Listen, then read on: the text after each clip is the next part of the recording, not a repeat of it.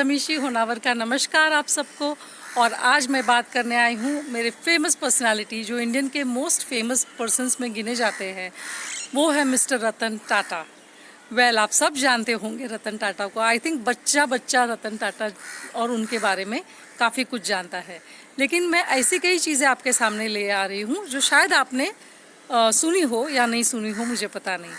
क्योंकि मैं उनको बहुत ही उनको रिस्पेक्ट करती हूँ, तो मैंने सोचा चलो आज उन पे ही वीडियो बनाया जाए। तो success is the best revenge, यानी कि सफलता ही सबसे बड़ा बदला होता है, और ये साबित कर दिया मिस्टर रतन टाटा ने। मैं थोड़ी ही देर में आपको बताने वाली हूँ कैसे। और एक चीज़ है जो हमारे बीच में कॉमन है, वो है हमारी बर्थडेज दिसंबर में है।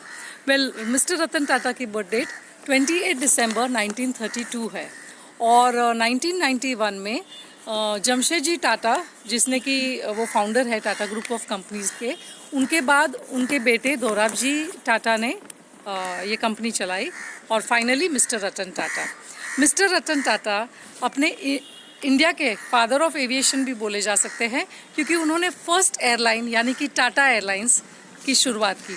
और टाटा एयरलाइंस के लिए उन्होंने खुद कराची से मुंबई, क्योंकि खुद पायलट है, वो स्किल्ड पायलट है, तो उन्होंने खुद ने वो उड़ान भरी। टाटा एयरलाइंस का नाम वर्ल्ड में फेमस हो गया, इंडिया में तो था ही, और फिर गवर्नमेंट ऑफ इंडिया ने इस एयरलाइन को आगे चलाने के लिए लिया मोरारजी देसाई आने के बाद, और फिर इसी इंटरनेशनल एयरलाइन का नाम एयर इंडिया पड़ा है। और आज भी एयर इंडिया, आप तो देख ही रहे हैं कि कोरोना का महामारी का वक्त है, और एयर इंडिया ही है जो अपने देशवासियों को कई जगह से, विश्व भर से वापस इंडिया लेके आ रही है। तो we salute Air India a national career.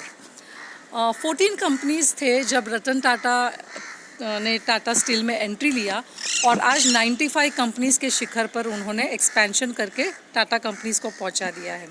आपको तो फेमस कंपनीज़ उनकी जो ऐसे तो 95 कंपनीज़ है, लेकिन फेमस कंपनीज़ जैसे कि टाटा स्टील, टाटा चाय, टाटा कंसल्टेंसी, टाटा मोटर्स, ये तो सब फेमस कंपनीज़ उन्होंने आगे और विकसाई, और उनको पद्म विभूषण ऐसा अवार्ड 2 बार मिल चुका है।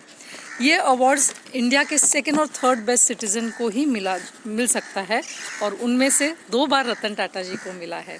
100 कंट्रीज़ में उनका बिजनेस फैला हुआ है, और 6.5 लाख पीपल को वे एम्प्लॉयमेंट दे रहे हैं। Best part about Ratan Tata कि 66% ऑफ द प्रॉफिट्स वो डोनेट करते हैं। आप सोचिए 66%। Well friends, mister Tata actually India के one of the leading billionaires है, लेकिन उनका नाम बिलियनर में क्यों नहीं आता है? शायद आप हमेशा अंबानी का नाम सुनते होंगे, मिस्टर प्रेम जी का नाम सुनते होंगे, यस ये सब भी बिलियनर्स है, लेकिन मिस्टर टाटा का नाम बिलियनर्स में नहीं आता है, क्योंकि वो सारा काफ़ी बड़ा हिस्सा, chunk of his money profits वो देते हैं सारे डोनेशंस में, चैरिटी में, और सबका भला करते हैं। इसीलिए उनका नाम बिलियनर ग्रुप में नहीं आता है, वेरेज ही इज़ दैट वर्थ। अब मैं वो कहानी बोलने जा रही हूँ जिसमें मैंने कहा था ना कि सफलता ही सबसे बड़ा बदला होता है। तो हुआ यूँ कि टाटा मोटर्स ने सबसे जब लोकोमोटिव्स का काम शुरू किया तो इंडिका कार बाज़ार में निकली थी, बट अनफॉर्चुनेटली उनका वो ड्रीम प्रोजेक्ट था और इतना अच्छा चला नहीं, सिर्फ 20% प्रॉफिट से वो आगे जा रहा था, ऐसा मैंने सुना है। लेकिन क्योंकि अच्छा नहीं चल रहा था, तो उनके एडवाइज़री टीम ने बोला कि हमें कंपनी बेचनी होगी, यही हमारे लिए अच्छा है। तो वो all the way Ford company में गए, और फोर्ड कंपनी में उन्होंने 3 घंटे वार्तालाप, डिस्कशंस करने के बाद उन्होंने उनको ये प्रस्ताव रखा कि यही चीज़ों का कि उनका नेटवर्थ क्या है, क्या क्या हुआ है वो सब। और फिर फोर्ड कंपनी ने बोला कि ठीक है, हम आपकी कंपनी तो ले सकते हैं, लेकिन हम इसलिए नहीं लेंगे कि हमें आगे प्रॉफिट्स बहुत दिखाई दे रहे हैं, लेकिन हम एहसान करेंगे। ये बात मिस्टर टाटा को तीर की तरह चुभ गई, और बहुत अपमानित हो गए वो, और तुरंत ही फ़्लाइट लेके वापस इंडिया आ गए। और उन्होंने फिर यही कार पे ज़्यादा रिसर्च किया, ज़्यादा लोकोमोटिव इंडस्ट्री पे ध्यान दिया, डेडिकेशन के साथ काम किया, और उसके बाद उन्होंने बिज़नेस बहुत ही अच्छे से किया। और आप सब जानते हैं कि 2008 में जबकि फोर्ड कंपनी प्रॉब्लम में आ गई, तब मिस्टर टाटा ने ही अपनी जगुआर और लैंड रोवर लग्जरी कार्स का प्रस्ताव उनके सामने रखा और अच्छे दाम मांगे।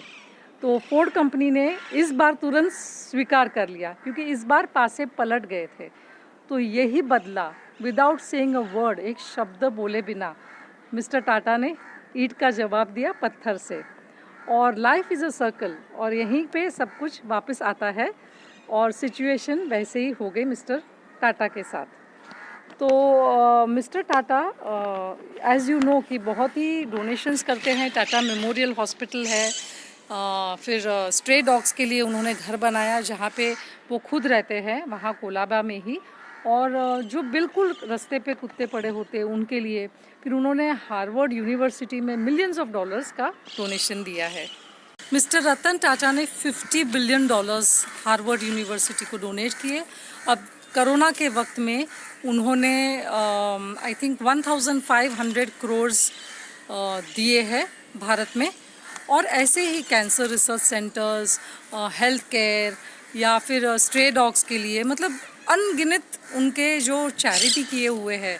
इसीलिए वो बिलियनर में नहीं फोकस मतलब उनका पड़ता है और उनका नाम फीचर नहीं करता है। तो दोस्तों और इसके अलावा उनको कार्स का खुद को बहुत शौक है। वो खुद जो रह रहे हैं वो घर ही 150 करोड़ का है।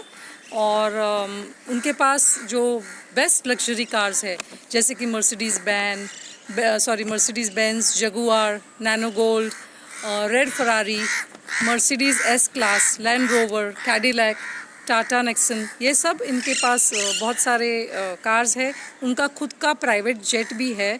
और वो नेट उसका जो जेट का है वो $2.5 बिलियन, उनका मतलब उनका वर्थ है $2.5 बिलियन। अब ऐसी पर्सनालिटी को मेरा सलाम है, क्योंकि ऐसे लोग होते हैं जो खुद के सक्सेस के लिए, खुद के फेम के लिए करते हैं। लेकिन मिस्टर टाटा है जो दुनिया के लिए, जो भारतवासियों के लिए, जो हमारे देश के लिए सारा profits 66% of the profits from his company वो देते हैं। और अपने एम्प्लॉयज़ का तो मतलब इतना ख्याल करते हैं कि वो मिसाल बन चुके हैं। आई एम श्योर कि आप लोग ने ये सब न्यूज़ पढ़े होंगे, सुने होंगे। और I salute mister Tata and you know like I really respect him. तो दोस्तों, आपको ये वीडियो कैसा लगा? आपको अगर पसंद आया हो तो मेरा वीडियो लाइक कीजिए, सब दोस्तों के साथ और अपने हर कांटेक्ट के साथ शेयर कीजिए, क्योंकि मैं हमेशा पॉजिटिव, मोटिवेटिंग, इंस्पायरिंग या कुछ नया लेके आती हूँ। एंड येस, लास्ट टाइम मैंने आपको बताया था कि मैंने हेयर कट किया, तो मेरा नया लुक आपको कैसे लगा? This is Amishi Honavar signing off. Goodbye. Please subscribe my channel. Thank you for listening to me. Thank you for giving me your time. Goodbye. Love you all.